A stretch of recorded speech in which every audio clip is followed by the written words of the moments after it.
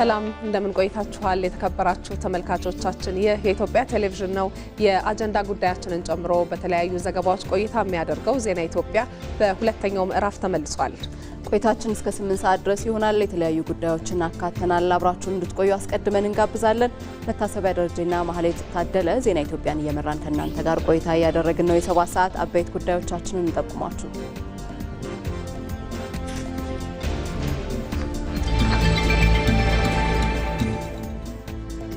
ኢትዮጵያ ባላት የተፈጥሮ ሀብት ላይ የግብርና ቴክኖሎጂ ከተጨመረበት በቀላሉ ትርፍ አምራች እንደሚያደርጋት የግብርና ተመራማሪዎች ገለጹ።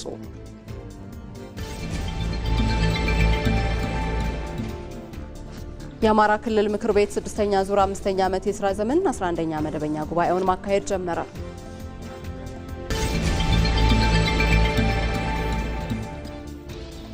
ያሉትን ምቹ ሁኔታዎች በመጠቀም ልማትን ለማረጋገጥ እንደሚሰሩ የሆሮ ጉድሩ ወለጋ ዞን ነዋሪዎች ገለጹ።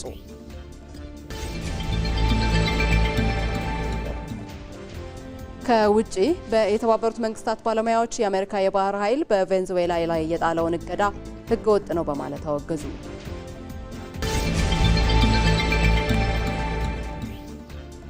ከስፖርት በአፍሪካ ዋንጫ ከምድብ 6 ተጠባቂ ጨዋታዎች ኮት ዲቫር ሞዛምቢክን፣ ካሜሩን ጋቦንን በተመሳሳይ ውጤት 1-0 አሸነፉ።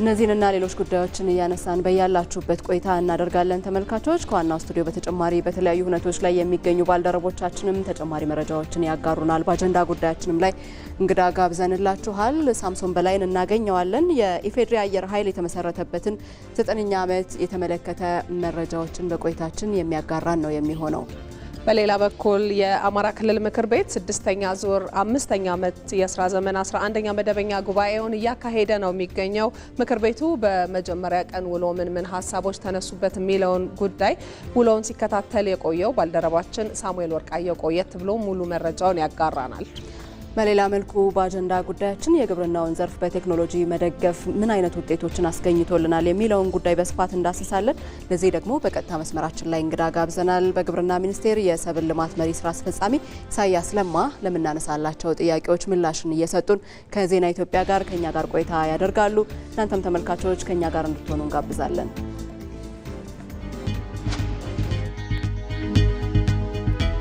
ከማለዳ ጀንበር ጋር አብሮ የሚፈነጥቅ የዛሬዋ የኢትዮጵያ ታሪክ ከያንዳንዱ ጅረት ከያንዳንዱ ማሳ ከያንዳንዱ ዜጋ ከያንዳንዱ ተቋም ከያንዳንዱ ቅርስ ከያንዳንዱ ፕሮጀክት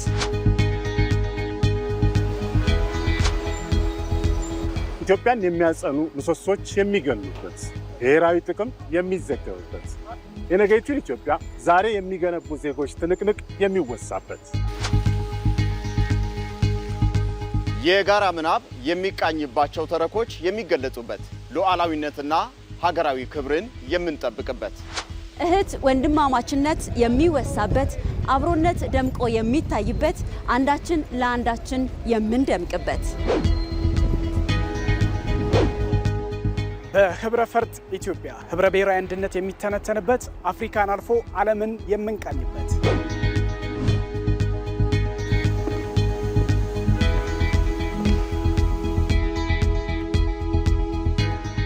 ከታሪክ በጎን ቆጥሮ ህልሞች የሚፈቱበት ቁርጠኝነት ላዕላይ መዋቅሩን ቀርጾ የዜጎችን ድምጽ ሰምቶ ፈጥሮና ፈጥኖ ነገ ዛሬ የሚታነጽባቸው ገድሎች የሚነገሩበት ከአራቱም የኢትዮጵያ ማዕዘናት የሚፈልቅ ዘገባ እውነትና ተስፋን ጨምቆ ትብብርና ትጋትን ታጥቆ የኢትዮጵያን የከፍታ ጉዞ የሚያበስር አዲስ ድምጽ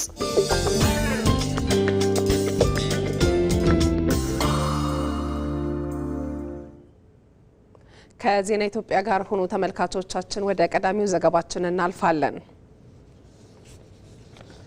ጠቅላይ ሚኒስትር አብይ አህመድ ለመላው ዓለም ክርስቲያኖች የእንኳን አደረሳችሁ መልእክት አስተላለፉ። ጠቅላይ ሚኒስትር አብይ አህመድ በማህበራዊ ትስስር ገጻቸው ለፈረንጆቹ የገና በዓል የእንኳን አደረሳችሁ መልእክታቸውን አስተላልፈዋል። ጠቅላይ ሚኒስትሩ በመልእክታቸው መልካም የገና በዓል ለዓለም አቀፍ ቤተሰቦቻችን ብለዋል። ይህ ወቅት የሚያስታውሰን መልካምነት ድንበር ተሻጋሪ መሆኑንና ተስፋን በጋራ መገንባት እንደምንችል ነው ሲሉም ገልጸዋል።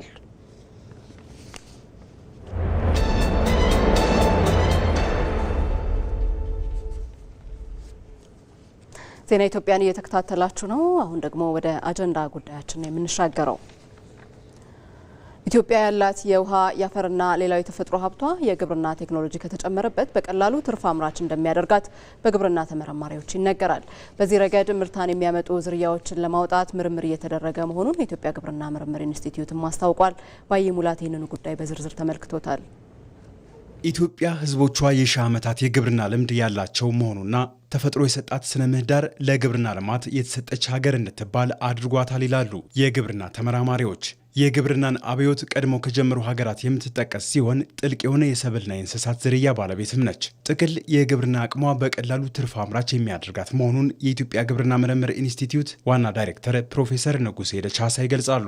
የተለያዩ ለምሳሌ ኑግ፣ ሰሊጥ የመሳሰሉት ብዙ ሰብሎች ከኢትዮጵያ ነው የተገኙት። ቫቪሎም የሚባል የጥንት የራሻ ሳይንቲስት አግኝቶ ኢትዮጵያ አንዷ የሰብል ዘር መገኛ ምንጭ ነች ብሎ ጽፏል። እና ይሄ ሁሉ ሀብት ነው።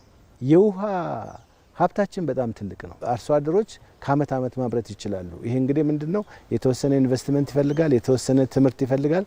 የግብርና ሀገር ሆኖ መራብ፣ የውሃ ሀገር ሆኖ መጠማት ያለፉት ዓመታት የኢትዮጵያ መገለጫ ሆኖ በምግብ ራስን ለመቻል እየታገለች ትገኛለች። ባለፉት ዓመታት ግብርናው መጠነኛ የምርት እድገት ቢያሳይም እድሜ ቆጠር ማረሻችንን በትራክተር መቀየርና ዝርያዎች ማሻሻል ላይ ከቴክኖሎጂ አብዮት ወደ ኋላ የቀረ ተብሎ የሚገለጽ ነው።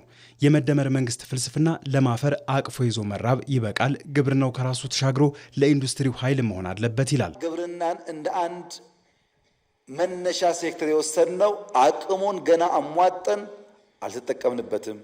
በርትተን ብንሰራ ተረጂነት፣ ታሪክ፣ አምራችነት የኛ የነገ መገለጫ መሆን ይችላል።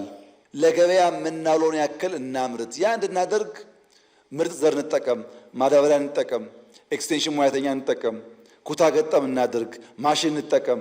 ኢትዮጵያ የግብርና ቴክኖሎጂ ላይ ብርቱ ስራ እንደሚጠብቃት የተገለጸ ሲሆን ከግብርናው እመርታዊ ውጤት ስትሻ እንዲሁ እጇን አጣጥፋ አልተቀመጠችም። በግብርናው ለመፍጠንና ለመዝለል ባለፉት ዓመታት ሪፎርሞች ጦም ያድሩ የነበሩ መሬቶችን በማረስ የመስኖ መሰረተ ልማት ማስፋፋት፣ አርሶ አደሩ ትራክተርና ኮምባይነር የመሳሰሉ የግብርና ማሽነሪዎችን ከቀረጥ ነፃ እንዲገዛ መደረጉ በጉልህ የሚነሳ ነው። በዝርያ ቴክኖሎጂም ጨዋታ ቀያሪ የሆኑ ቴክኖሎጂዎች በምርምር ላይ መሆናቸውን ፕሮፌሰር ንጉሴ ደቻሳ ጤፍን እንዳብነት ይጠቅሳሉ። የተለመደው ቴክኖሎጂ ሳይሆን ጌም ቼንጂንግ ወይም ደግሞ ጨዋታ ቀያሪ መሆን አለበት። ጤፍ ማዳበሪያ በምታደርግበት ጊዜ በጣም ተመችቶት ያድጋል። ከዛ በኋላ ትንሽ ሲቆይ ሲያፈራ ይወድቃል። ሲወድቅ ይበሰብሳል። ምክንያቱም ግንዷ በጣም ቀጭን ነች። ስለዚህ እንዴት ነው ቀጥ አድርገን የምናቆም ብለው ብዙ ምርምር ተሞከረ።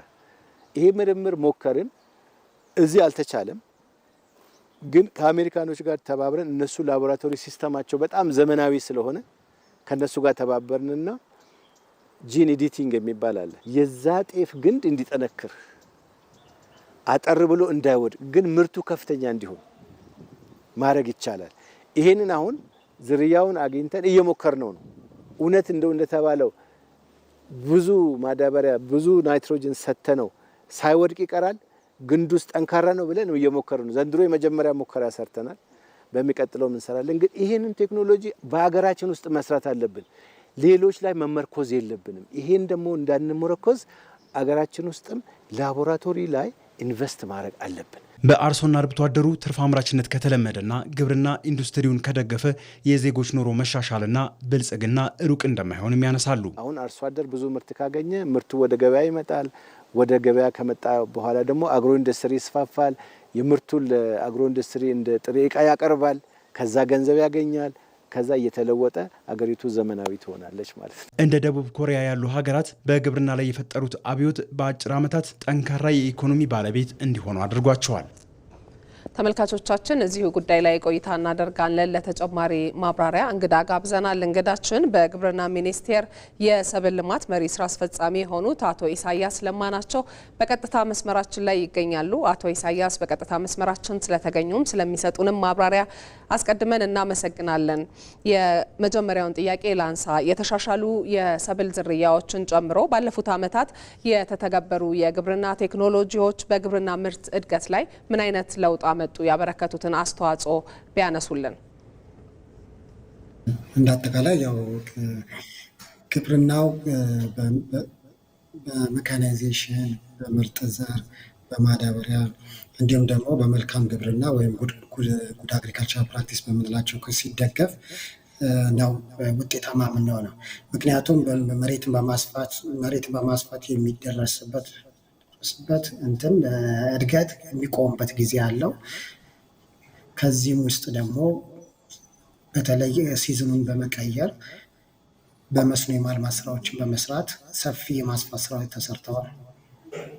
ከዚህ ውጭ ደግሞ በተለይ በምርጥ ዘርን በመጠቀም ደረጃ ላይ በአሁኑ ሰዓት ላይ እስከ 1 ሚሊዮን ኩንታል የሚጠበቅ የምርጥ ዘር ምርት እንጠቀማለን። እንዲሁም ደግሞ ከ20 ሚሊዮን በላይ ማዳበሪያ እየተጠቀምን እንገኛለን። ይህ ማለት የሜካናይዜሽን ቴክኖሎጂን ተጨምሮበት ውጤታማ እያደረገን ያለበት ሁኔታ ላይ እንገኛለን። በተለይ ደግሞ ባለፉት 7 ዓመታት ደግሞ ቀደም ሲል ከነበረን ወደ 393 ሚሊዮን ምርት አሁን ደግሞ ወደ 653 ሚሊዮን ኩንታል ምርት ለማድረስ ተሰርቷል። ይህንንም ውጤት ባለፈው ዓመት ወደ 623 በማድረስ ውጤታማ መሆናችን ታይቷል። በተለይ ደግሞ በስንዴ፣ በአኩሪ አተር፣ በሩዝ ላይ የመጡት ለውጦች እነዚህም በተለይ የሜካናይዜሽን ቴክኖሎጂ መጠቀም፣ የመልካም ግብርና ስራዎችን መጠቀም፣ ምርጥ ዘሮችን መጠቀም ውጤታማ አድርጎናል። አቶ ኢሳያስ ቀደም ሲል ሲያነሱልን እንደነበረው የተሻሻሉ ዝርያዎችን በመጠቀም በስንዴ እንዲሁም ደግሞ በሌሎችም ሰብሎች ላይ ውጤቶችን ማምጣት ተችሏል። የተለያዩ ማሳያዎችን ማንሳት እንችላለን እና እንደው የነዚህ አይነት ምርጥ ዘሮች ለአርሶ አደሩ እንዲደርስ እስካሁን የተሰጠው ትኩረት ምን ይመስላል? ምርጥ ዘርን ከማድረስ አንጻር መንግስት በተለይ በዋናነት የኢትዮጵያ ምርጥ ዘር ድርጅት ነበረ ቀደም ሲል የሚያመርት የነበረው። ይህንን ለመቀየር በክልሎች የምርጥ ዘር ድርጅቶች እንዲቋቋሙ ተደርጓል። በሌላ በኩል ደግሞ ባለሀብቶች እንዲሁም ደግሞ የውጭ ድርጅቶች እንደነ ኮርቶቫ፣ ባየር እነዚህን የመሳሰሉ ድርጅቶችም ወደ ምርጥ ዘር ማባዛቱ ላይ የገቡበት ሁኔታ አለ። በተለይ ኮርቶቫ የበቆሎ ምርጥ ዘርን በማባዛት ሂደት ለአርሶ አደሩ በማድረስ ሂደት ትልቅ ምርታን ያመጣ ድርጅት ነው። ሌሎቹም ደግሞ በተለይ ደግሞ በማህበር ደረጃም ደግሞ ተደራጅተው ያሉ የአርሶ አደር ማህበራትም ደግሞ የምርጥ ዘር ማቅረብ ላይ ሰፊ ስራ እየሰሩ ነው ያሉት እና በክልል ደረጃ የራስን አቅም ተጠቅሞ ምርጥ ዘርን ለራስ መቻል ከዛም ደግሞ ለሌሎች የመሸጥን ላይ ትኩረት አድርገን ነው የምንሰራው። ባለፉት ዓመታት ክልሎች የራሳቸውን የምርጥ ዘር ፍላጎት በመቻል ደረጃ ላይ ጥሩ ምርታን እያመጡ ነው። በተለይ በስንዴ፣ በበቆሎ፣ በጤፍ እንዲሁም በተወሰነ ደረጃ ደግሞ በቢራ ገብስ ላይ ውጤታማ የሆንበት ሁኔታ አለ። በሌሎች ሰብሎች በተለይ በጥራጥሬ እና በቅባት ሰብሎች ላይ ግን አሁንም የሚቀሩ ስራዎች አሉ። እዚህ ላይም ደግሞ ትኩረት አድርገን በተለይ የመንግስት ምርጥ ዘር አባዦች እዚህ ላይ ትኩረት አድርገው እንዲሰሩ የማድረግ ስራ እየሰራ እንገኛለን። መልካም ነው። እጅግ አድርገን እናመሰግናለን አቶ ኢሳያስ ለማ በግብርና ሚኒስቴር የሰብል ልማት መሪ ስራ አስፈጻሚ ለሰጡን ማብራሪያ ስለተገኙልንም በቀጥታ መስመር መልካም ቀን ይሁንልዎ።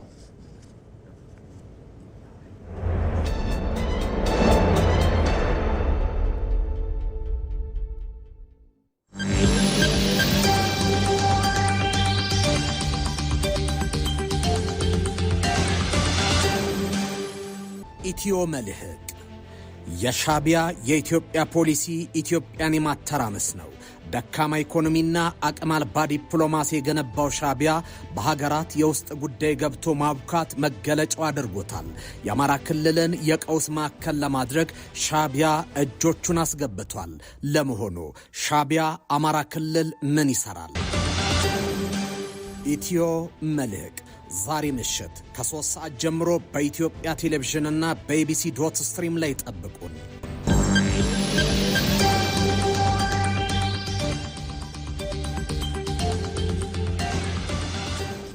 ከኢትዮጵያ ቴሌቪዥን ዜና ኢትዮጵያን እየተከታተላችሁ ትገኛላችሁ። አሁን ደግሞ በቀጥታ መስመር ላይ የሚገኙ ባልደረቦቻችን ወደምናገኝባቸው ዘገባዎች እንሻገራለን። የአማራ ክልል ምክር ቤት 6ኛ ዙር 5ኛ ዓመት የስራ ዘመን 11ኛ መደበኛ ጉባኤውን ማካሄድ ጀምሯል። ምክር ቤቱ ለ2 ቀናት በሚኖረው ቆይታ በክልሉ በትምህርት ዘርፍ የተከናወኑ ተግባራት ግምገማን ጨምሮ በሌሎች ጉዳዮች ዙሪያ ተወያይቶ ውሳኔዎችን ያሳልፋል ተብሎም ይጠበቃል። ይህንኑ ጉዳይ በተመለከተ ከባልደረባችን ሳሙኤል ወርቃየው ጋር ደግሞ ተጨማሪ መረጃዎችን እየተጋራን ቆይታ እናደርጋለን።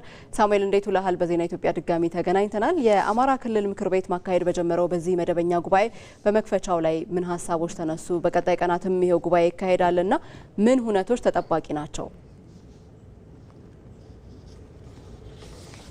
አመሰግናለሁ። ቀደም ሲል ላንቺም እንዳነሳሽው የአማራ ክልል ምክር ቤት 11ኛ መደበኛ ጉባኤውን በዛሬው ዕለት ማካሄድ ጀምሯል። በተለይ ዛሬ በመክፈቻ ስነ ስርዓቱ ላይ የምክር ቤቱ ዋና አፈ ጉባኤ ፋንቱ ተስፋዬ የተለያዩ ሀሳቦችን አንስተዋል። ከነዚህም መካከል በተለይ በክልሉ ባለፉት ጊዜያት በተፈጠረው የጸጥታ ችግር እየደረሰ ያለውን ስብራትና ይህን ለማከም በተለይ ሁሉም ልረባረብ እንደሚገባና ታጣቂዎችም በተለይ ወደ ሰላም እንዲመለሱ የተለያዩ ሀሳቦችን አንስተው ነበር። እንግዲህ አፈ ጉባኤው በተለይ ባለፉት ዓመታት ማለት ነው የትምህርት ስርዓቱን ጨምሮ በበርካታ ዘርፎች የሰላም እጦቱ በርካታ ስብራቶችን ማሳደሩን ነው የገለጹት። ይህ ምክንያት በማድረግም ማህበረሰቡ በየጊዜው የሰላም ጥሪዎችን እያቀረበ ይገኛል። መንግስትም በበኩሉ የሰላም ጥሪዎችን እያቀረበ ይገኛል። እነዚህን የሰላም ጥሪዎች የተቀበሉ በርካታ ታጣቂዎችም ወደ ሰላም ተመልሰው ለክልሉ ሰላም መስፈን የበኩላቸውን አስተዋጽኦ እያበረከቱ እንደሚገኙ ገልጸዋል። እንግዲህ የህዝባችንን ከሰላም እጦት ተላቆ እፎይታን ያነክስ ዘንድ በተለይ የክልሉ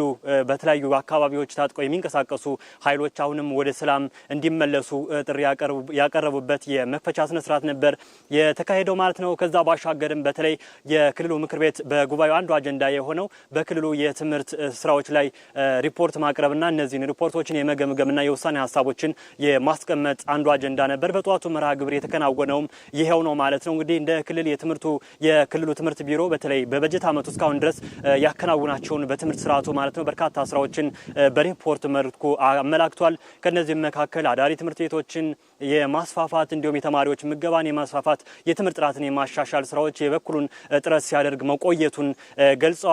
ነገር ግን በተለይ ይህ የክልሉ የተፈጠረው የጸጥታ ችግር በትምህርት ዘርፉ ላይ ሰፊ ስብራት አሳድሯል። በዚህ ዓመት በተለይ እነዚህን ተማሪዎች ወደ ትምህርት ገበታቸው ለመመለስ ሰፊ ጥረት ሲደረግ መቆየቱ በዚሁ በሪፖርቱ ላይ ተመላክቷል ማለት ነው። 7.4 ሚሊዮን በላይ ተማሪዎችን መዝግቦ ለማስተማር ታቅዷል። ነገር ግን የተመዘገቡት ወደ 4.3 ሚሊዮን ብቻ ናቸው። ቀሪዎች ተማሪዎች ከትምህርት ገበታ ውጭ ናቸው ማለት ነው። እነዚህን ተማሪዎች ታዲያ ወደ ትምህርት ገበታቸው ለመመለስም በርካታ ስራ እንደሚጠይቅ በሪፖርቱ ተመላክቷል ማለት ነው። ይህ መነሻ በማድረግም በተለይ ርዕሰ መስተዳድሩን ጨምሮ የምክር ቤቱ አባላት የተለያዩ ሀሳቦችና የተለያዩ ጥያቄዎችን ሲያነሱ ነበር። በተለይ ይህንን የክልሉን በትምህርት ስርዓቱ ላይ የደረሰውን ስብራት ለመጠገን የምክር ቤት አባላትን ጨምሮ በመላው ማህበረሰብ ሊረባረብ እንደሚገባ ሀሳብና አስተያየቶች ተሰጥተዋል። የክልሉን ሰላም ከማስፈን ጎን ለጎንም በተለይ በገጠሩ አካባቢ የሚገኙ ትምህርት ቤቶች እንዲከፈቱና ህጻናትና ተማሪዎች ወደ ትምህርት ገበታቸው እንዲመለሱ የማድረጉ ስራ የነገ ሊባል የማይገባ ስራና የሁሉም ድርሻ ሊሆን እንደሚገባ በተለይ ርዕሰ መስተዳድሩ አጥብቀው አሳስበዋል ማለት ነው። ይህንን የሪፖርትን በተለይ እንግዲህ የክልሉ ምክር ቤት አባላት አጥብቀውታል ማለት ነው። ከዛ ባሻገርም እንግዲህ የክልሉ ምክር ቤት የሌሎች ጉዳዮችም ይመክራል ተብሎ ነው የሚታሰበው። በክልሉ የኦዲት መስሪያ ቤት ማለት ነው የኦዲት ግኝቶችን ሪፖርት ያቀርባል ተብሎም ይጠበቃል። ከዛ ባሻገርም የተለያዩ አዋጆችና የተለያዩ ሹመቶችም እስከ ነገ ድረስ እስከ ፍጻሜው ድረስ በሚኖረው ጊዜ ቆይታ ማለት ነው በእነዚህ ጉዳዮች ዙሪያ ይወያያል ተብሎ ነው የሚጠበቀው። እኛም እንግዲህ የተከታተልን መረጃዎችን ወደ እናንተ የምናደርስ ይሆናል። ለጊዜው ያለ መረጃ ይሄን ይመስላል። እናመሰግናለን ሳሙኤል። መልካም ቀን። ሪፖርተሮቻችንን አሁንም በቀጥታ መስመር ላይ ማግኘታችንን እንቀጥላለን። የኢፌዴሪ አየር ኃይል የተመሰረተበትን 9ኛ ዓመት የኢትዮጵያ አየር ኃይል የነጻነትና የአንድነት ምልክት በሚል መሪ ሀሳብ የኢትዮጵያን ገጽታ ከፍ በሚያደርጉ ዝግጅቶች እንደሚያከብር ገለጸ። ክብረ በዓሉ በተለያዩ ሁነቶችም ይከናወኑበታል ተብሏል። ይህንን በተመለከተም ዛሬ መግለጫ ተሰጥቶበታል። መግለጫውን የተከታተለው ሪፖርተራችን ሳምሶን በላይ ነው በቀጥታ መስመራችን ላይ ያለ። ለተጨማሪ መረጃ ሳምሶን እንዴት ቆይተሃል?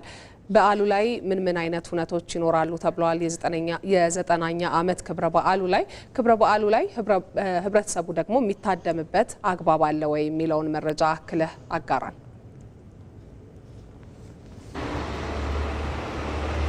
እሺ እጅግ አድርጌ አመሰግናለሁ ማሂ። እንግዲህ ቀደም ሲል አንቺም እንደቀለሽው የኢፌዴሪ አየር ኃይል 9ኛ ዓመት ክብረ በዓሉን እንግዲህ በታላቅ ድምቀት ከፊታችን ጥር 15 እስከ ጥር 19 2018 ዓመተ ምህረት ባሉት ቀናቶች እንግዲህ በተለያዩ ዓለም አቀፍና ሀገር አቀፍ ሁነቶች ያከብራል። እንግዲህ በዋነኝነት ይሄ ባህል የሚከበርበት ምክንያትም እንግዲህ ኢትዮጵያ ከሌሎች ሀገራት ጋር ያላትን የዲፕሎማሲያዊ የፖለቲካዊ እንዲሁም ሌሎች ጉዳዮችን አስመልክቶ ያለውን ግንኙነት ከማጠናከር አንጻር እንደዚሁም ደግሞ አየር ኃይላችን በአሁኑ ሰዓት ራሱን በማደራጀትና በዘመናዊ መሳሪያና ቴክኖሎጂዎች በመደራጀት እንግዲህ አሁን ያለበት ቁመና ምን ይመስላል የሚለውንም ለዓለም ማህበረሰብ የሚያሳይበት ታላቅ መድረክ እንደሆነም ታስቦ ነው። እንግዲህ በዋነኝነት ፕሮግራሙ 5 ዋና ዋና ኩነቶችን የያዘ ነው የሚሆነው።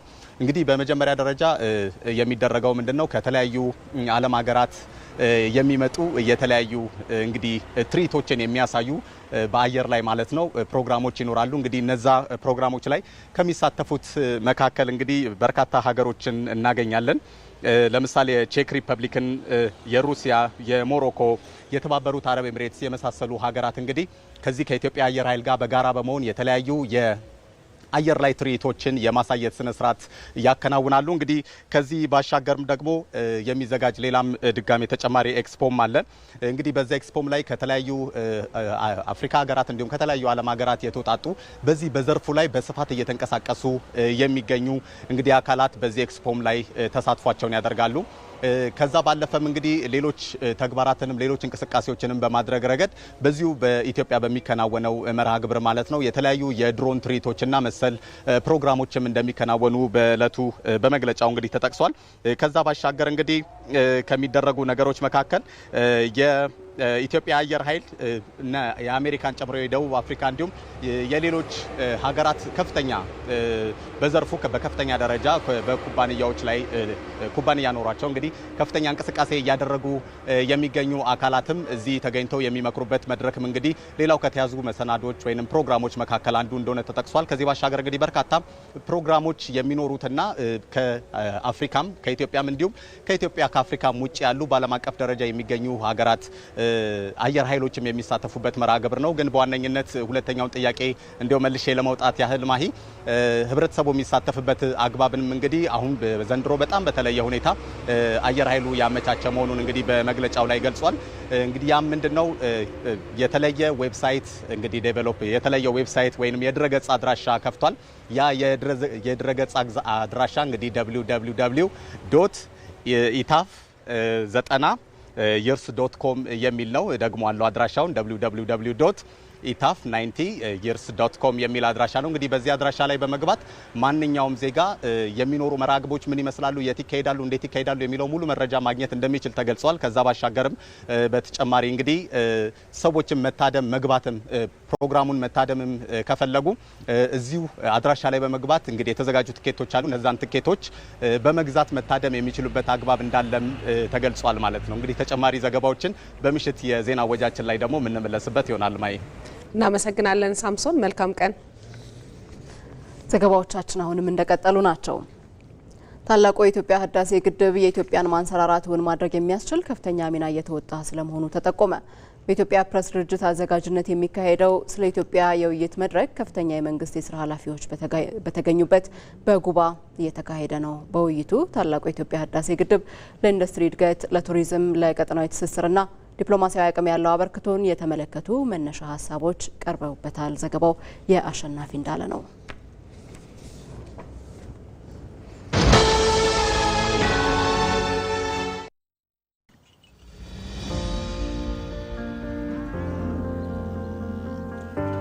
እንዴት ዋላችሁ? መስገን ምን ነው ቀዘቀዝ? ትንሽ አዝመራ ዘር አነሳለብኝና ምን እናግዝ ታዲያ? እኔም አርሽ የምመልሰው የእህል ዘር ብድር ባገኝ ብዬ ስንከራተት ነው ያልኩኝ። እስከ መቼ የእህል ዘር በብድር ይሞላል ብለን? ምን ላርግ ታዲያ? ምን መላ ይገኛል?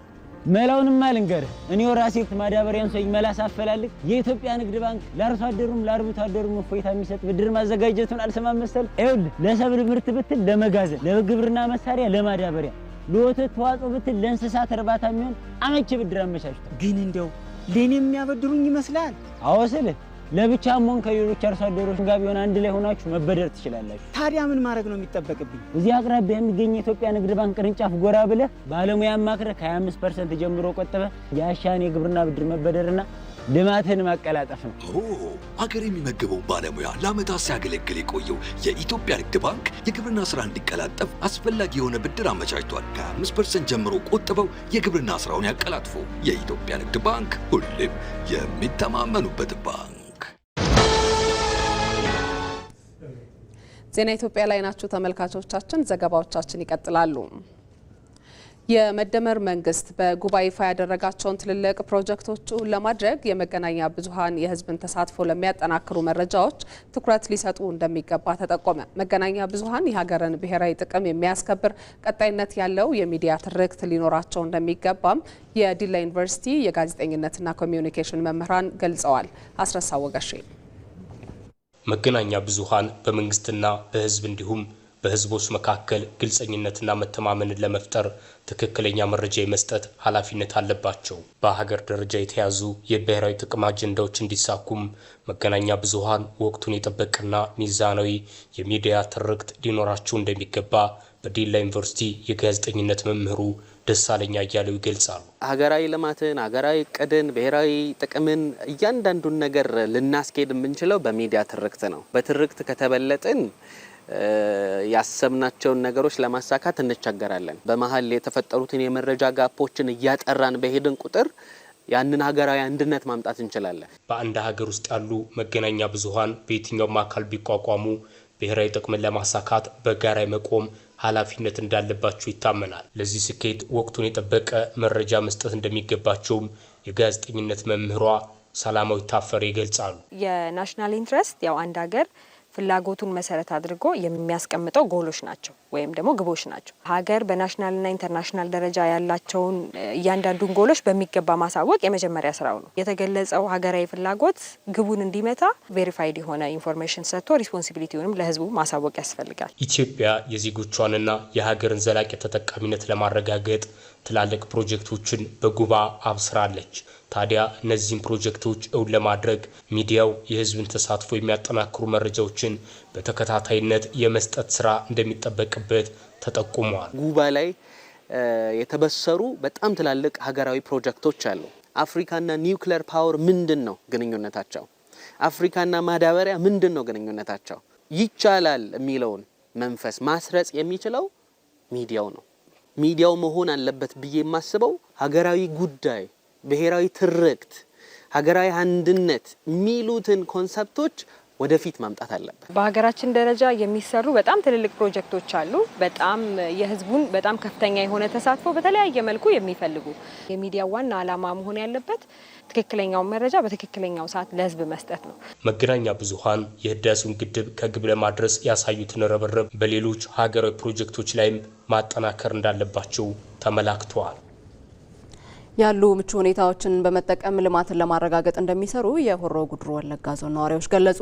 በሆሮ ጉድሩ ወለጋ ዞን ደዱ ከተማ ህብረተሰቡን ያሳተፈ የሰላምና የልማት ኮንፈረንስ ተካሂዷል። ብርቱካን አስናቀ ከዚህ ቀደም በአካባቢው የነበረው የሰላም ችግር በመፈታቱ የልማት ስራዎች ላይ በመሳተፍ ኢኮኖሚያቸውን እያሻሻሉ መሆኑን በሆሮ ጉድሩ ወለጋ ዞን የሀባቦ ጉድሩ ወረዳ ነዋሪዎች ገልጸዋል። በወረዳው በተካሄደው የሰላምና የልማት ኮንፈረንስ በቀጣይ ዘላቂ ሰላም እንዲኖር የበኩላቸውን አስተዋጽኦ እንደሚያደርጉ ነዋሪዎቹ ተናግረዋል። አባን ጋዳስ አቦቲን አመንቲስ ጃርሲ ብያስ ደርጋጌሰ ደርጋጌቲን አባ ገዳዎች፣ የእምነት አባቶች፣ የሀገር ሽማግሌዎችና ወጣቶች ተደማምጠን ከሰራን ልማትን በአጭር ጊዜ ማረጋገጥ እንችላለን። የተጀመሩ የልማት ስራዎች በጣም ጥሩ ናቸው። በጋራ ሰርተን ሰላማችንንም መጠበቅ እንችላለን። ናገኝ እንጅሩ ታናን ሰላም ከሌለ በሰላም ወጥቶ መግባት የለም።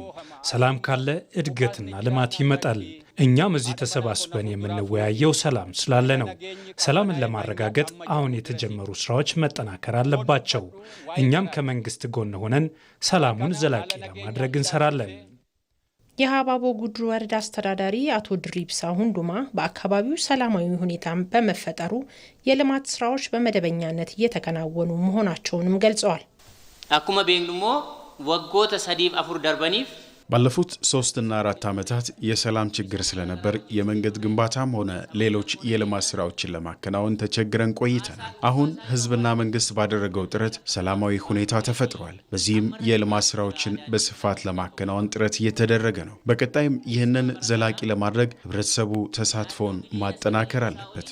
የሆሮ ጉድሩ ወለጋ ዞን አስተዳዳሪ አቶ ምሬሳ ፊጤ በበኩላቸው ሰላም የሁሉም ነገር መሰረት መሆኑን አንስተው በቅርቡ ተግባራዊ የተደረገው የቀበሌ አደረጃጀት ሰላምን ለማጽናትና የልማት ስራዎችን ለማፋጠን ወሳኝ መሆኑን የተናገሩት ሚሶም ረትስ ነገኝ ረትስ ቅንዳኔ የሆጀተን ቁበዮ ወልቀባተን እንጂፈኖዳ ጀቹ በልማትም ሆነ በሰላም ጉዳይ ላይ ተቀናጅተን ከሰራን ከፍተኛ ውጤት ማስመዝገብ እንችላለን። ህዝቡ ከመንግስት መዋቅሩ ጋር በቅንጅት ከሰራ በተፈጥሮ የታደለውን የሆሮ ጉድሩ ወለጋ ዞን በልማት መለወጥ እንችላለን። ለዚህ ደግሞ አስተማማኝ ሰላምን ማረጋገጥ ያስፈልጋል።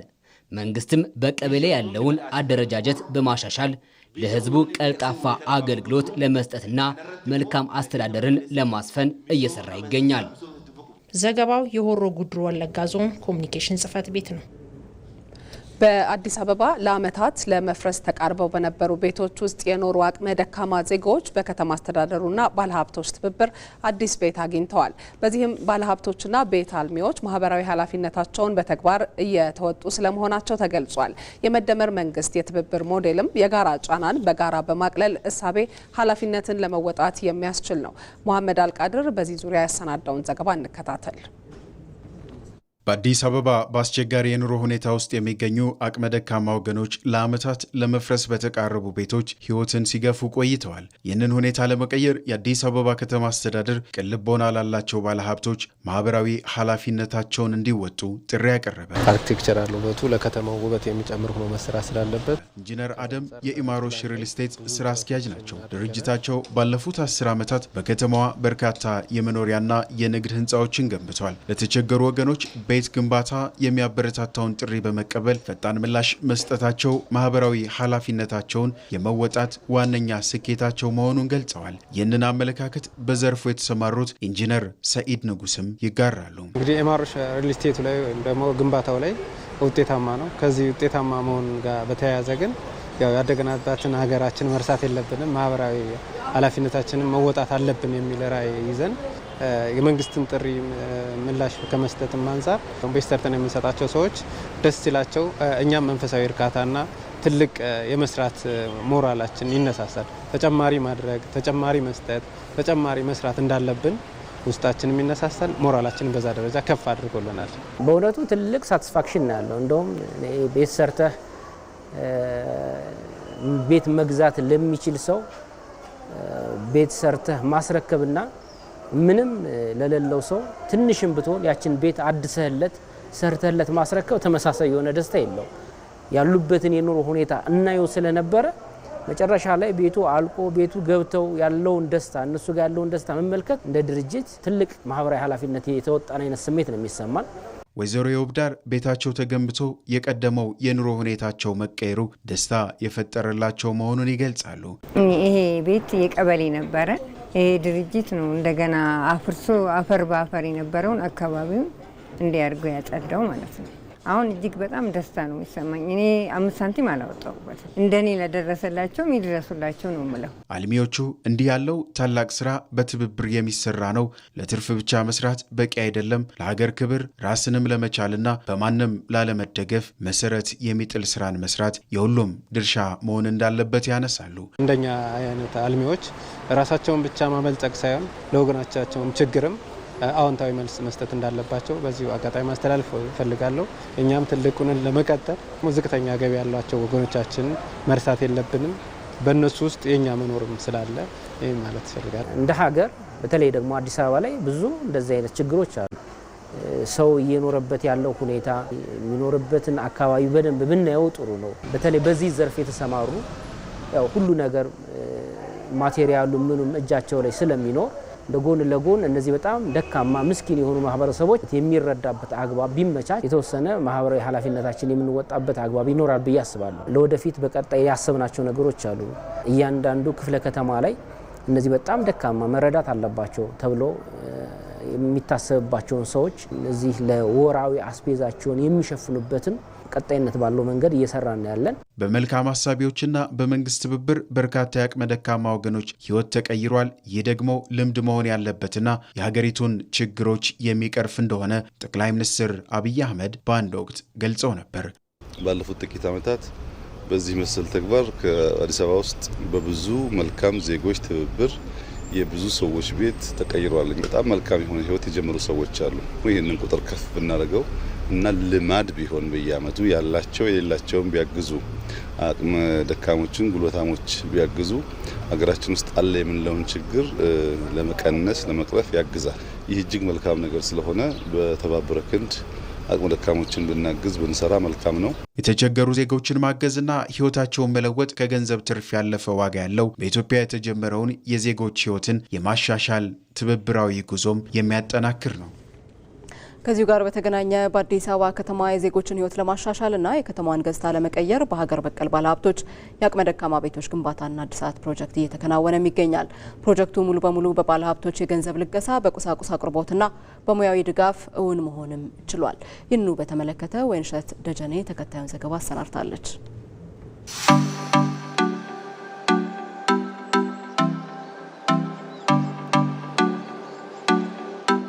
በአዲስ አበባ ከተማ ባለፉት ጥቂት ዓመታት በባለሀብቶችና በከተማ አስተዳደሩ ቅንጅት በርካታ የአቅመ ደካማ ቤቶች እድሳትና ግንባታ ተከናውኗል። ይህ በጎ ተግባር በተለይ የአቅመ ደካማ ቤቶች ማደስ በሚል መርሃ ግብር በስፋት እየተሰራበትም ይገኛል። ባለፉት ዓመታት ብቻ በአዲስ አበባ በበጎ ፈቃደኞችና በባለሀብቶች ድጋፍ በ10 ሺዎች የሚቆጠሩ ቤቶች ታድሰዋል። እንዲሁም አዳዲስ የመኖሪያ መንደሮችም ተገንብተዋል ማለት ነው። ብዙዎቹ ቤቶች ሙሉ የቤት ቁሳቁስ አልጋ፣ ፍራሽና ኩሽና ተሟልቶላቸው ለባለቤቶቹም ተሰጥተዋል። ተመልካቾቻችን የሚገኘው በአዲስ አበባ ቂርቆስ ክፍለ ከተማ ወረዳ 5 ላይ ነው። እዚህ አካባቢ ላይ ላሉ ነዋሪዎች ማለት ነው ለአቅመ ደካማ ነዋሪዎች ቤት ተገንብቶ በባለ ሀብቶች ተሰጥቷቸዋል። ምን አይነት ቤት ነው የተገነባላቸው የሚለውን አብረን እናያለን።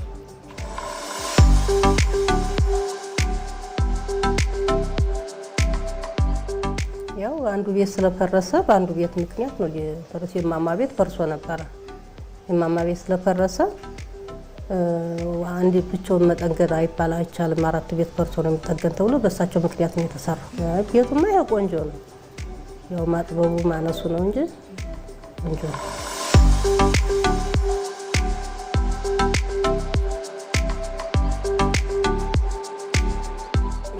በጣም አስቸጋሪ ቦታ ነበረ። በጣም ጎርፍ ይገባል፣ ዝናባማ ነው። በጣም አስቸጋሪ ነገር ነበር። አሁን እግዚአብሔር ይመስገን ያ ከሞላ ጎደል ተመስገን ነው እና ተስተካክሏል። አንዳንድ ነው ሽንት ቤት 1 ለ2 ነበር የምንጠቀመው ነበር። አራታችንም 2 ለብቻ ለ2 ሰው ለብቻ ነበር። ለአራት ቤት 2 ነበር። ማን አንዳንድ ሽንት ቤት 2 ሽንት ቤት ነው ለ2 ነበር የምንጠቀመው። አሁን ግን ለየብቻችን ማለት ሰው የቸገረው ሁሉ እግዚአብሔር ለመናገር በጣም ብዙ የቸገረው ሊኖር ይችላል። ከኛ የባሰ ሊኖርም ይችላል። ያ ከበፊት ከነበርንበትም ያለ ጎዳና የወደቀ ሊኖር ይችላል። ብዙ አለ። ግን ያ አሁን መንግስት እግዚአብሔር ይስጠው ብዙዎችን እየተነሱ ነው። የሌሎቹ ቤት በጣም የሴትዮዋ አንደኛዋ ሴትዮ በቃ እንዳለ ጎርፍ ክረምቱ በመጣ ቁጥር ውሃ እየጠረገ ነው። እግዚአብሔር ይመስገን አሁንም ቢሆን ጥሩ ነገር ነው የተደረገልን። እኔ እውነቴን ነው የምልሽ የፈለገው በቃ ቃላት ያጥረኛል። እኔ የዛን ቀን በቃ በጉልበቴ ተንበርክኬ ነው በቃ እልል እያልኩ የሆነ ደስታዬን መግለጽ እስከማልችል ድረስ እግዚአብሔር ሀገራችንንና መንግስታችንን ይጠብቅልን ነው የምለው። በአዲስ አበባ በየክፍለ ከተማው የሚገኙ የበጎ ፍቃድ ማስተባበሪያ ጽህፈት ቤቶች ማለት ነው ባለሀብቶችን ከችግረኞች ጋር በማገናኘት ስራውን በቅንጅት ይመራሉ። የበጎ ፍቃድ ማስተባበሪያ ጽህፈት ቤቶች ባይኖሩ ማለት ነው የባለሀብቶች ልግስና ውጤታማና ስርዓት ያለው ሊሆንም አይችልም ነበር። እነዚህ ቢሮዎች የድሆች ድምጽን በመሆንም ሀብትና ፍላጎትን የሚያገናኙ ወሳኝ ተቋማት ናቸው። ተመልካቾቻችን ይህ ከጀርባ ያለው በቂርቆስ ክፍለ ከተማ ወረዳ 5 የተገነባ መኖሪያ ቤት ነው። ሰላም አለ ማልበራስ ነው ስታውቀም መሳይ ማርቆስ ይባላል። የቂርቆስ ክፍለ ከተማ ወረዳ 5 ዋና ስራ አስፈጻሚ ነኝ። ይሄ የተገኘበት መኖሪያ ቤት መቼ ተገነባ ነው ከሚለው እንጀምር። ውስጥ ይሄ ያየሽው መኖሪያ ቤት ከዚህ በፊት በጣም ሰፊ ይዞታ ያለው አንድ አባወራ የሚኖርበት ቤት ነው። አሁን ልክ እንደተመለከትሽው ወደ 11 አባወራ እንዲኖር ተደርጎ የተገነባ ቤት ነው። በአጭር ጊዜ ውስጥ ነው ኦልሞስት 2-3 ወር ባልሞላ ጊዜ ውስጥ ነው ይሄንን ቤት አጠናቀው ወደ ስራ ያስገባ ነው። ይሄ ቤት የማህበረሰባችንን ሰፊ የቤት ፍላጎት ጭምር ይቀርፋል ብለን እንደ ወረዳም እንደ ከተማ አስተዳደርም ጭምር በጋራ የተሰራ ቤት ነው ማለት ይቻላል። አቅመ ደካሞች ጋር በማገናኘት ረገድ ሚናችሁን ተወጥታችኋል ማለት እንችላለን? አዎ ሰፊ የሆነ ሚና ተወጥተናል ብለን እናምናለን። ካለን ችግር አኳያ በቂ ነው ብለን ባናምን በርካታ ሰዎች እየሰራን ያለ ነው። በተለይ ከባለሀብቱ ጋርና አቅመ ደካማም ከማገኘት አኳያ እንደ ወረዳ በርካታ ስራዎች እየሰራን ነው ያለ ነው። እዚህ ወረዳ ላይ ስንመጣ እነዚህ ከፊታችን የምናያቸው ቆርቆሮ ቤቶች ተነስተው ልክ እንደዚህ ህንጻ ይገነባል ማለት ነው። አዎ ወደዛ ነው እየሄድን ያለ ነው። አንድም ለኑሮ ምቹ ያልሆነ ቤት መኖር የለበትም የሚል አቋም ይዘን ነው እንደ ወረዳ አስተዳደር እየሰራን ያለ ነው። በተቻለ መጠን በጎ ፈቃደኛ ባለሀብቶች፣ መንግስታዊ የሆኑ ድርጅቶችና መንግስታዊ ያልሆኑ ድርጅቶች ካገዙ እነዚህን ሰፈሮች ወደዚህ ፎቅ መቀየር አለብን ብለን በቅድ ደረጃ እየሰራን ያለው እናንተም ታዩታላችሁ ብለን እናስባለን። በጣም ነው የማመሰግነው። መልካም ቀን ይሁንልህ። እሺ ተመልካቾቻችን፣ በአዲስ አበባ በባለ ሀብቶች ድጋፍ እየተከናወኑ የሚገኙ የሰው ተኮር ልማት ፕሮጀክቶች ቀላል የሚባሉ አይደሉም፣ ሊጠናከሩም የሚገቡ ናቸው እንላለን። ለጊዜው እንግዲህ በቂርቆስ ክፍለ ከተማ ወረዳ 5 ላይ የተገነቡ ቤቶች ምን ይመስላሉ፣ እንዲሁም ደግሞ በባለ ሀብቱ ድጋፍ የተደረጉ ስራዎች የተከናወኑ ስራዎች ምንድናቸው የሚለውን በጥቂቱ አስቃኝተናቸዋል። እናመሰግናለን። የኮልፌ 18 ማዞሪያ አሸዋ ሜዳ ኬላ የመንገድ ግንባታ ፕሮጀክት በአጭር ጊዜ ውስጥ ለማጠናቀቅ እየተሰራበት እንደሚገኝ ተገለጸ። ፕሮጀክቱ የተለያዩ የግብርናና ኢንዱስትሪ ምርቶችን ወደ ማዕከላዊ ገበያ በቀላሉ ለማጓጓዝና የትራፊክ ፍሰትን ለማሳለጥም ከፍተኛ አስተዋጽኦ ይኖረዋል ተብሏል። አባዲ ወይናይ ዝርዝር አለው። የኢትዮጵያ መንገዶች አስተዳደር የዓለም ገና መንገድ ጥገና ዲስትሪክት ሀገራዊ ፋይዳ ያላቸው የመንገድ ፕሮጀክቶች ግንባታ እያከናወነ ይገኛል። ከነዚህ የመንገድ ፕሮጀክቶች መካከልም የኮልፌ 18 ማዞሪያ አሸዋ ሜዳ ኬላ ተጠቃሽ ነው። የመንገድ ፕሮጀክቱ 14.7 ኪሎ ሜትር ርዝመት ያለው ሲሆን 50 ሜትር ስፋትም አለው። በኢትዮጵያ መንገዶች አስተዳደር የዓለም ገና የመንገድ ጥገና ዲስትሪክትና በብሪጅ ኮንስትራክሽን በጥምረት ነው ግንባታው እየተከናወነ የሚገኘው። የፕሮጀክቱ አስተባባሪ ዮሐንስ ሲሳይ ፕሮጀክቱ በፍጥነት እየተከናወነ ይገኛል ብለዋል። ፕሮጀክቱ እንደምታዩት አክቲቭ ነው። የመንገዳችን ቲፒካል ወደ 50 ሜትር ነው። ከሴት ባክ ስንጨምር 66 ሜትር ነው። አዲሱን የሜትሮፖሊታን ስታንዳርድ የያዘ መንገድ ነው። ይህ ማለት የዚህንን የዌስት ፓርት የሚያመጣውን ትራንክ ሮድ የዚህንን ትልቅ ሄቪ ሎድ ትራፊክ የሚይዝልን መንገድ ማለት ነው። ይሄኛው ማለት ነው። ከኢኮኖሚ አንጻርም ከትልቅ ግብአት ያለው ፕሮጀክታችን ነው ማለት እንችላለን። እንደምታዩት ፕሮጀክታችን ወደ 28% ደርሷል። እንዲስ ይር ሰብስቴንሻሊ እንጨርሳለን ብለን ነው እንደ ፕላን የያዝ ነው። ፕሮጀክቱ የመንገዱ ስፋትም በአካባቢው ያለውን የትራንስፖርት ፍሰት ቀልጣፋ እንዲሆን የሚያስችል መሆኑን ነው የፕሮጀክቱ ተጠሪ መሐንዲስ ተካልኝ አስራት የገለጹት። ከተሞች ውስጥ ስለሚያቋርጥ የፍጥነትና እንደ ኤክስፕረስ ዌይ ኮንትሮልድ ይሆን አይደለም፣ የታጠረ አይደለም። ከዛ ውጪ ግን ከኤክስፕረስ ዌይ ስታንዳርዱ ከፍ ያለ ነው ማለት ነው እና ስለዚህ ፕሮግረሱ ወደ 28% ላይ ነው ያለው። በዚህ አመት ፕሮጀክቱን ምናልባት 80% የሚጠጋውን ስራ እናጠናቅቃለን ነው። የኮሪደር ስራውን ውጪ ያለውን ዋናውን አስፋልቱን ትራፊክ የሚሄድበትን ስራ ሙሉ ለሙሉ እናጠናቅቀዋለን ብለን ያዝ ነው። የኮልፌ 18 ማዞሪያ አሸዋ ሜዳ ኬላ የመንገድ ግንባታ ፕሮጀክት የግብርናና የኢንዱስትሪ ምርቶችን ወደ ማዕከላዊ ገበያ ተደራሽ ለማድረግ ፋይዳው የላቀ መሆኑን ነው በፕሮጀክቱ የብሪጅ ኮንስትራክሽን ስራ አስኪያጅ ያሬድ ቢያድግልኝ የተናገሩት። የኢንዱስትሪ መንደሮች የታጠቅ ኢንዱስትሪ መንደር እዚሁ ነው ያለው። ትላልቅ የሲሚንቶ ፋብሪካዎች በዚህ በኩል ነው ያሉት። እስከ ወለጋም የቡናም ብዙ የኢምፖርት ኤክስፖርት የሚደረግበት ሩት ነው። መንገድ ሲመጣ ሁልጊዜም ልማት አብሮ ይመጣልና የተሻለ እንቅስቃሴ እየመጣም ነው እየጨመረ ይሄዳል ብለን ተስፋ እናደርጋለን። ፕሮጀክቱ በአካባቢው የሚስተዋለውን የትራፊክ ፍሰት መጨናነቅን ለማስቀረት አስተዋጽኦ የላቀ መሆኑን ነው በትራፊክ ዘርፍ የተሰማሩ ባለሙያዎችና የመንገዱ ተጠቃሚዎች የገለጹት። ቀኑ ሙሉ ዝግ ነው፣ ይዘጋል። ከሰዓት በኋላ በተማሪ በሚወጣበት እና በሚገባበት ሰዓት ይዘጋጋ ነበር። አሁን ግን ከአንድ ወር ወደዚህ አሁን መንገዱም እየተሰራ ስለሆነ ክፍት ነው። ምንም ለውጥ አለው። ወደፊት ደግሞ የተሻለ ለውጥ ይኖረዋል ብለን ተስፋ አለን። በጣም ክራውድድ የሚሆነው ከዚህ ከሻቃ እስከ ገብርኤል በጣም እንቸገራለን ነበር። 2 ሰዓት 3 ሰዓት የምንቆም ከናለ አሁን አሪፍ ነው። ፕሮጀክቱን በአጭር ጊዜ ውስጥ ለማጠናቀቅ ትኩረት ተሰጥቶ እየተሰራ እንደሚገኝ ተጠቁመዋል። ዘገባዎቻችን አሁንም እንደቀጠሉ ናቸው። የገጠር ፋይናንስ አቅርቦት ለግብርናው ዘርፍ እድገት በተለይም አርሶ አደሩን በመደገፍ ምርትና ምርታማነትን ለማሳደግ ወሳኝ ስለመሆኑ የደቡብ ኢትዮጵያ ክልል ርዕሰ መስተዳድር ጽሕፈት ቤት አስታወቀ። ጽሕፈት ቤቱ ከኢትዮጵያ ንግድ ባንክ ከፍተኛ የስራ ኃላፊዎች ጋር አርሶ አደሩን በፋይናንስ በመደገፍ ምርታማነትን ለማሳደግ በሚያግዙ አሰራሮች ላይ መክሯል። በምክክሩ በምክትል ርዕሰ መስተዳድር ማዕረግ የዲላ ክላስተር አስተባባሪና የክልሉ ግብርና ቢሮ ኃላፊ ዶክተር መሪሁን ፍቅሩ የገጠር ፋይናንስ አቅርቦት ለግብርናው ዘርፍ እድገት በተለይም አርሶ አደሩን በመደገፍ ምርትና ምርታማነትን ለማሳደግ ወሳኝ ስለመሆኑ ተናግረዋል። ባንኩ ከማዳበሪያና ከምርጥ ዘር አቅርቦት ጋር በተያያዘ ከባለድርሻዎች ጋር በቅንጅት እየሰራ እንደሚገኝ የተናገሩት ደግሞ የኢትዮጵያ ንግድ ባንክ ምክትል ፕሬዝዳንት አቶ ደረጀ ፉፋ ናቸው። የሪፖርተራችን ተመስገን ተስፋዬ ዘገባ እንደሚያመላክተው የመሬት ይዞታ ሰርተፍኬት ያለው አርሶ አደር ከባንኩ በቀጥታ ብድር እንዲወስድ የሚያስችል አሰራር መዘርጋቱን ገልጸው ይህም ለዘርፉ እድገት ትልቅ እድል ይፈጥራልን ብለዋል።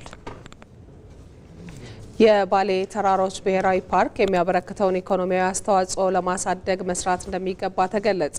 ፓርኩ በዓለም አቀፍ ደረጃ እውቅና ማግኘቱን ተከትሎ የተሰጠው ትኩረት ለቱሪዝም ዘርፉ የበኩልን አስተዋጽኦ እንዲያደርግ የሚያስችለው ስለመሆኑም ተገልጿል።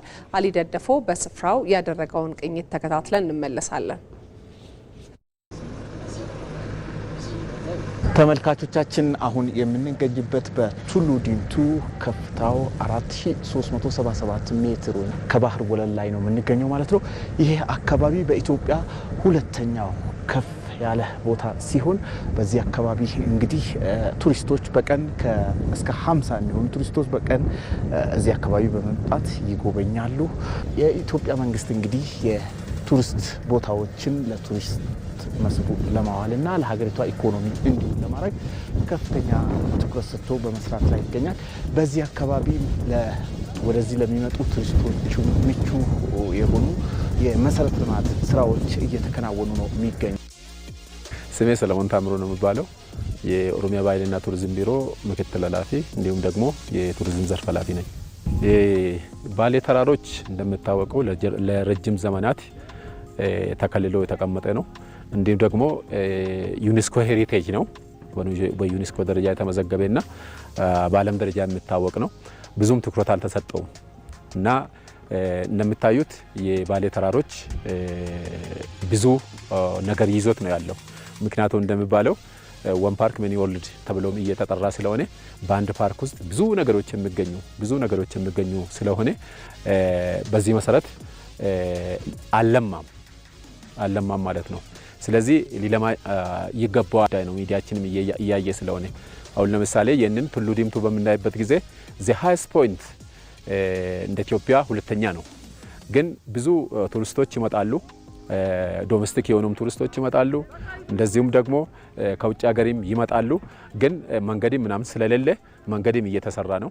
እንደዚሁም ደግሞ ገብረ ጉራቻን በምናይበት ጊዜ ያንን ቦታ እሱም እየለማ ነው። ትኩረት እየተሰጠው ይሄ ወን ፓርክ ሚኒ ወርልድ እየተባለ በስም ብቻ መጠራት የለበትም። በልማትም መካተት ስላለበት ብዙ ስራ እየተሰራበት ስለሆነ ያ የምናየው ጉዳይ። በዚህ ፓርክ ውስጥ የተለያዩ እንስሳቶች የዱር እንስሳቶች ይገኛሉ። ከ82 በላይ አጥቢ እንስሳቶች እንደሚገኙና እንዲሁም ደግሞ መሰል ሐይቆች በፓርኩ ውስጥ ከ53 በላይ ነው የሚገኙት ማለት ነው። ይህ ፓርክ ለእንስሳቶች ለዱር አራዊቶች ምቹ ከመሆኑ አንጻር ከ300 በላይ አዋፋት ከተለያዩ ዓለም ሀገራት ተሰደው በዚህ ፓርክ ውስጥ ተጠልለው ይገኛሉ። ከአውሮፓና ኤሽያ 90 በላይ የሚሆኑ የወፍ አይነቶች እዚህ ቦታ ላይ ይመጣሉ።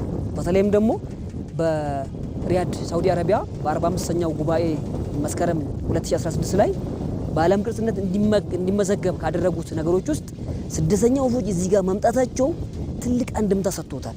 ከ8000 ኪሎ ሜትር በላይ ከአውሮፓና ኤሽያ ተሰደው ይመጣሉ። ለምንድን ነው የሚመጡት? ምቹ የመመገቢያና የመኖሪያ ቦታ ነው ይሄ ቦታ ማለት ነው። ፓርኩ ከ2015 ሄክታር በላይ መሬት ላይ ያረፈ ሲሆን በርካታ የቱሪዝም መስህቦች በውስጡ ይገኛሉ። ከኢትዮጵያ ቴሌቪዥን ዜና ኢትዮጵያን እየተከታተላችሁ ትገኛላችሁ። አሁን ደግሞ ከውጪ በትንታኔ ወደ ያዝነው ዘገባ እንሻገራለን።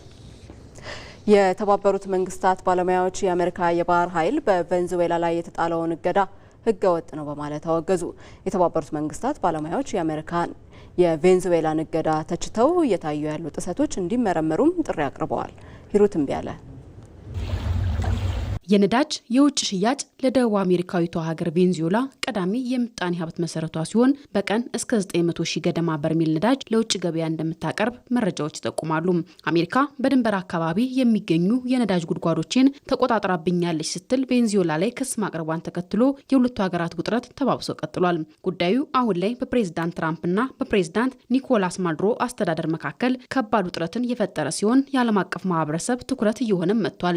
ቬንዙዌላ መነሻውን ከካሪቢያ ባህርና ምስራቃዊ ፓሲፊክ ውቅያኖስ ያደረገ ተደጋጋሚ ከባድ የእጽ ዝውውር መግቢያ መስመር እየሆነች ነው በሚል በአሜሪካ ተደጋጋሚ ክስ ሲቀርብባት ቆይቷል። የአሜሪካው ፕሬዝዳንት ዶናልድ ትራምፕ በቬንዙዌላ ላይ እርምጃ እንዲወሰድ ከተናገሩ በኋላ ጥቃቶች መቀጠላቸውን መረጃዎች ጠቁመዋል። የአሜሪካው ፕሬዝዳንት ዶናልድ ትራምፕ ለኒኮላስ ማዱሮ አዲስ ማስጠንቀቂያ መስጠታቸውንና አሜሪካ ከሩሲያና ከቻይና ከፍተኛ ወቀሳ የተቀበለችውን የግፊት ዘመቻ እያባባሰች ስትሄድ ትራምፕ በአሁኑ ወቅት የቬንዙዌላ መሪ ከስልጣን ቢወርዱ መልካም ነው ማለታቸውም ይታወሳል። ሰኞ ዕለት በፍሎሪዳ በሚገኘው የማር አላጎ ሪዞርት ላይ የውጭ ጉዳይ ሚኒስተር ማርኮ ሩቢዮና በባለስልጣኖቻቸው ታጅበው ትራምፕ በካራካሳ ላይ ለ4 ወራት እየጨመረ ከመጣው ጫና በኋላ ውጥረቱን የበለጠ ለማባባስ ዝግጁ መሆናቸውንም አስታውቀዋል። የትራምፕን ንግግር ተከትሎ የተባበሩት መንግስታት ባለሙያዎች የአሜሪካ የባህር ኃይል በቬንዙዌላ ላይ የጣለውን እገዳ ህገወጥ ነው በማለትም ማውገዛቸው ተሰምቷል። የተባበሩት መንግስታት ባለሙያዎች የአሜሪካን የቬንዙዌላ እገዳ ተችተው እየታዩ ያሉ ጥሰቶች እንዲመረመሩም ጥሪ አቅርበዋል። 4 የተባበሩት መንግስታት የሰብአዊ መብት ባለሙያዎች እንደገለጹት አሜሪካ በቬንዙዌላ ላይ ያደረሰችው ከፊል የባህር ኃይል እገዳ ህገወጥ የጦር መሳሪያ ጥቃት ነው ሲሉም ተናግረዋል። በጦር መሳሪያ እገዳ አማካኝነት የአንድ ወገን ማዕቀብ የማስፈጸም መብት የለም ሲሉም የተባበሩት መንግስታት ባለሙያዎች ሮብ ዕለት በጋራ ባወጡት መግለጫ ተናግረዋል። እገዳ ማድረግ ደግሞ በተባበሩት መንግስታት ቻርተር መሰረት በሌላ ሀገር ላይ የተከለከለ ወታደራዊ ኃይል መጠቀም ነው ሲሉም አክለዋል። እጅግ ከባድ የኃይል አጠቃቀም በመሆኑ በ1974 በጠቅላላ ጉባኤው የጥቃት ፍቺ መሰረት ህገወጥ የጦር መሳሪያ ጥቃት እንደሆነ በግልጽ ይታወቃል ሲሉም ባለሙያዎቹ ተናግረዋል። ህገወጥ የኃይል አጠቃቀምና በባህርና በመሬት ላይ ተጨማሪ ኃይል ለመጠቀም ማስፈራራት በቬንዙዌላና በክልሉ ውስጥ የህይወትና ሌሎችን መብቶችን አደጋ ላይ ይጥላልም ብለዋል። ይህ በእንዲህ እንዳለ የአሜሪካ ኮንግረስ ተጨማሪ ጥቃቶችን ለመከላከል ጣልቃ መግባትና እገዳውን ማንሳት አለበት ሲሉም ባለሙያዎቹ አክለዋል።